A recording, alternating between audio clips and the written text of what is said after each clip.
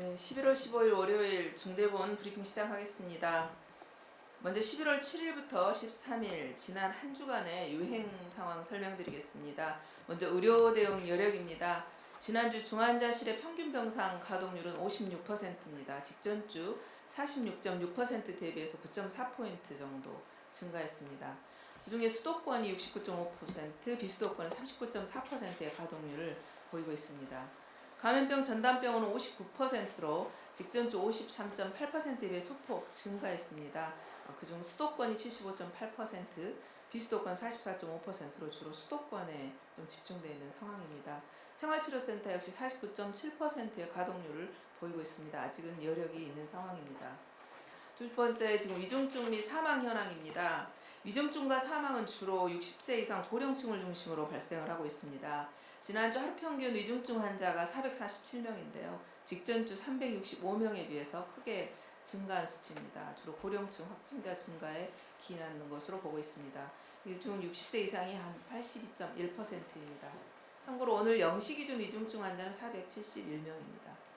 지난주 총 사망자 수도 127명입니다.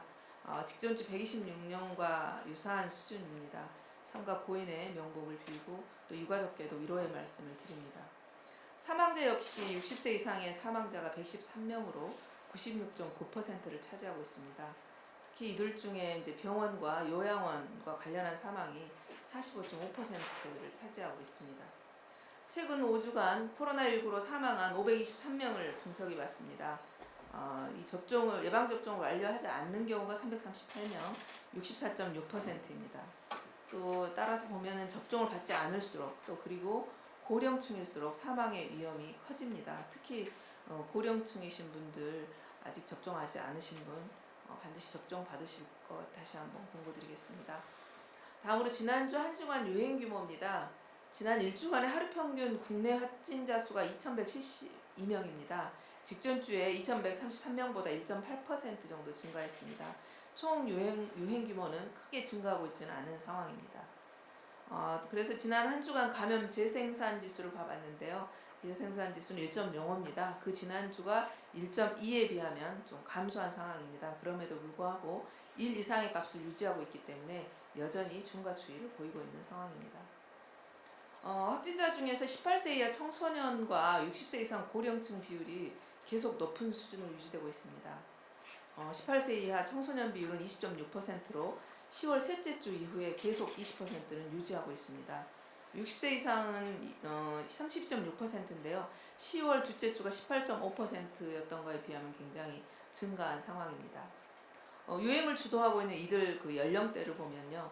어르신들과 60세 이상 고령층 같은 경우는 요양병원과 요양시설을 중심으로 발생을 하고 있고요. 18세 미만 학생들은 교육시설을 중심으로 집단 감염의 양상도 보이고 있습니다.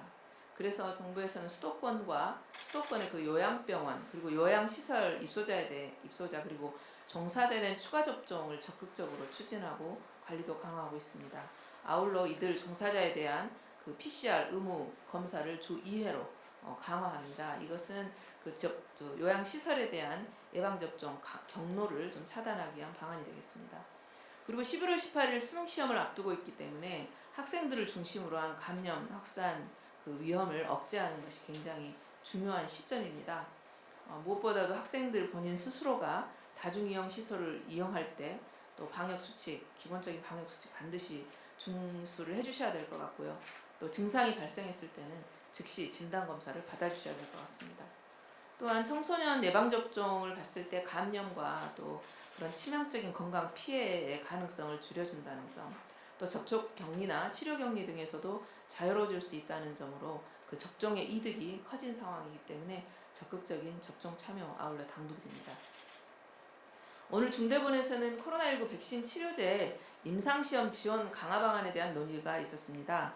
현재 국내 코로나19 백신은 8개의 기업이 그리고 치료제는 16개 기업에서 임상시험을 진행하고 있습니다.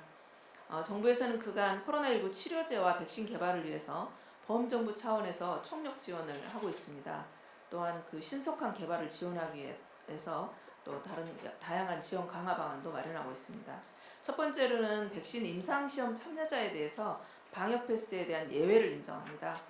그래서 현재 임상 그 시험에 3상 승인을 했었을 때 임상 시험 참여자에 대해서는 예방접종 증명서를 발급하고 있습니다. 이것은 11월 1일부터 임상 1상과 2상에 참여하고 또 예방접종을 받지 못하는 경우가 있기 때문인데요. 여기에서 발행하는 증명서는 예방접종 음성 확인 예외 확인서가 되겠습니다. 그래서 임상 그 참여하는 사람들에 대한 인센티브를 주고 있습니다. 또한 보건소의 병상 배정 그 단계에 있어서도 임상시험에 참여 의사를 확인해가지고 임상시험 실시 기관의 어떤 그런 병상으로 우선적으로 배정하는 계획도 가지고 있습니다. 국민 여러분께서 지금 국산 백신 치료제와 그런 신속한 그런 개발 이 부분에 대한 그 희망도 가지고 계신데요. 이 부분에 대해서 좀 더 관심을 가져주시고 임상 시험에도 참여하실 수 있으면 감사하겠습니다. 이제까지 그 접종을 완료한 국민은 78.21%입니다. 특히 18세 이상 기준으로 보면 90.4%가 접종을 완료했습니다. 4월 3일부터 11월 30일까지 확진자 약 27만 명에 대해서 접종자와 미접종자들에 대한 그 연령을 표준화해서 한번 분석을 해봤습니다. 그 결과를 보면 중증화율의 경우에가 이제 미접종자는 약 3.1%입니다. 근데 접종 완료자는 0.57%로 약 5분의 1 정도가 그런 중증화율이 낮아지는 것을 볼 수가 있습니다.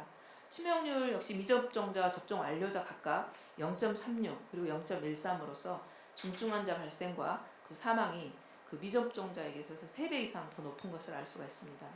특히 가장 그 치명률이 높은 80대 이상의 경우를 보면요. 미접종자가 15.31%에서 치명률을 보인 데 비해서 접종 완료자는 3.56%에 불과합니다. 이것은 약 5배 정도의 차이가 나는 것입니다. 이처럼 예방접종이 중증화와 사망을 현저히 낮추는 효과가 있음이 분명합니다. 특히 60세 이상의 고령층 경우 더 효과가 좀 차이가 더 명확하기 때문에 반드시 예방접종 그리고 특히 지금 진행하고 있는 추가접종 받아주실 것을 다시 한번 당부드리겠습니다. 지금 일상 회복을 위한 첫발 내디딘 지 이제 2주일이 지났습니다. 특히 수도권을 중심으로 확진자하고 위중증 환자가 증가하면서 중환자 병상 가동률이 굉장히 높은 상황입니다. 우리 정부에서는 병상을 추가로 확보하고 또 아울러 확보된 병상의 운영을 효율화하는 방안 역시 함께 마련하고 있습니다. 또 아울러서 이제 더 중요한 것은 추가 접종 그리고 방역 조치 강화 같은 그런 부분에서도 총력을 기울이고 있습니다.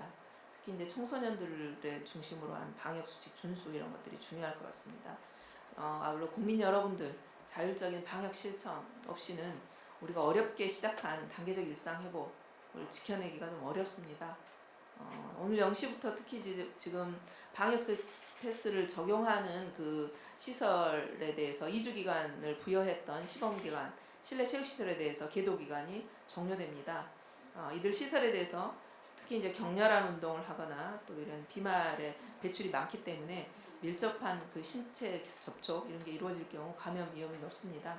따라서 이번 시에는 이제 방역 패스 계도 기간이 지났기 때문에 본격적으로 과태료나 행정처분에 대한 대상이 된다는 것 다시 한번 유념해 주시고 우리 사업주분들께서 이용자들의 접종 완료 또 음성 확인 여부 반드시 확인해 주시기를 당부드리겠습니다.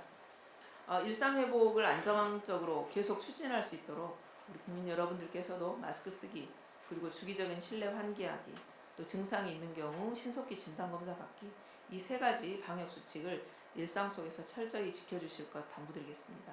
정부도 안전한 일상 회복으로 이행을 위해서 최선을 다하도록 하겠습니다. 감사합니다.